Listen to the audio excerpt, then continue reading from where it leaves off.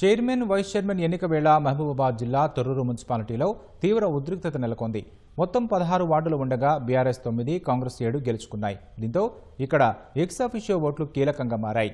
Ex officio సభ్యులుగా MP Kadiyam Kavya, MLA యశస్విని రెడ్డి తమ పేర్లు నమోదు చేసుకున్నారు. ఎక్స్ అఫిషియో ఓట్లతో బలాబలాలు సమానమయ్యాయి. ఈ నేపథ్యంలో కడియం కావ్య ఓటుపై అభ్యంతరం చేస్తూ బీఆర్ఎస్ నాయకులు ఆందోళనకు దిగారు.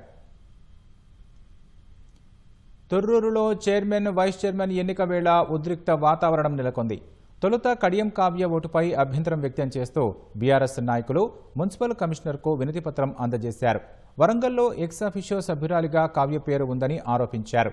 బీఆర్ఎస్ తరపున గెలిచిన 9 మంది కౌన్సిలర్లను తీసుకుని మాజీ మంత్రి ఎర్రబెల్లి దయాకర్ రావు ప్రత్యేక బస్సులో మున్సిపల్ కార్యాలయానికి చేరుకున్నారు. కౌన్సిలర్లతో పాటు ఆయన మున్సిపల్ కార్యాలయం లోపలికి వెళ్లి బయటకు వచ్చారు. అనంతరం కాంగ్రెస్ పార్టీ తరపున గెలిచిన కౌన్సిలర్లతో ఆ పార్టీ ఎమ్మెల్యే యశస్విని రెడ్డి మున్సిపల్ కార్యాలయానికి ప్రత్యేక వాహనాల్లో చేరుకున్నారు. కౌన్సిలర్లను మున్సిపల్ కార్యాలయం లోపలికి తీసుకెళ్లారు. ఈ సందర్భంగా కాంగ్రెస్ పార్టీ కార్యకర్తలు ఎర్రబెల్లి దయాకర్ రావు బయటకు రావాలంటూ నినాదాలు చేశారు. అక్కడ ఉన్నవారు బయటకు వెళ్లిపోయారని చెప్పడంతో ఆగిపోయారు. కడియం కావ్య ఎక్స్ అఫిషియో నమోదుపై చట్టపరంగా వెళతామన్న బీఆర్ఎస్ తెలిపింది. దీంతో ఘర్షణ వాతావరణం నెలకొంది. కాంగ్రెస్, బీఆర్ఎస్ కార్యకర్తలు ఒకరికొకరు పోటాపోటీగా నినాదాలు చేసుకున్నారు. ఒక దశలో ఇరు వర్గాలు దాడి చేసుకునేంత పరిస్థితి వచ్చింది.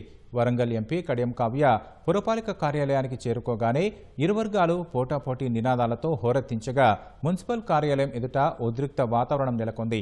మున్సిపల్ కార్యాలయం నుంచి బయటకు వచ్చిన మాజీ మంత్రి దయాకర్ రావు పీఏపై కాంగ్రెస్ పార్టీ కార్యకర్తలు దాడి చేయడంతో పోలీసులు అతన్ని అక్కడి నుంచి తరలించారు. దీంతో పరిస్థితి మరోసారి ఉద్రిక్తతకు దారితీసింది. ఇరు వర్గాల మధ్య తోపులాట చోటు చేసుకోవడంతో పాటు కొంతమంది ఒకరిపై ఒకరు దాడి చేసుకున్నారు. పోలీసులు ఇరు వర్గాలను చెదరగొట్టి లాఠీచార్జి చేశారు.